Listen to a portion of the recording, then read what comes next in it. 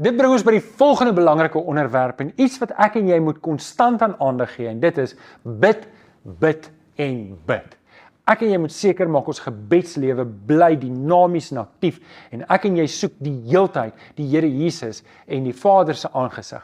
Filippense 1 vers 3 tot 5. Ek dank my God elke keer as ek aan julle dink. Hoor hoe begin Paulus met blydskap en gebed. Ek dank my God elke keer as ek aan julle dink.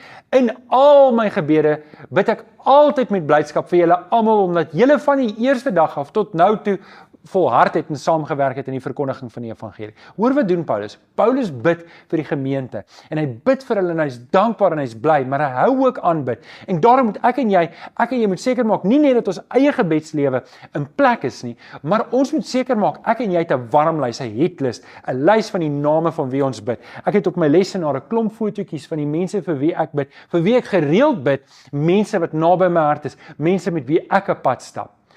Paulus het die heeltyd en gedurig gebid en ek en jy kan hierdie voorbeeld lees. In vers 12 van daai hoofstuk lees ons en jy kan dit in jou notas volg. Hier's 'n paar goed waarvoor Paulus bid.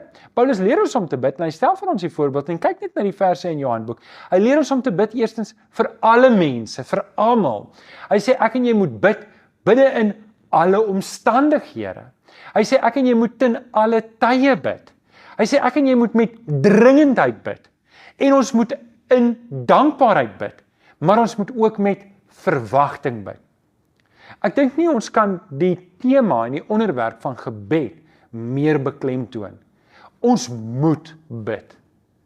Sonder gebed is ons geestelike lewe niks werd nie en is dit dood.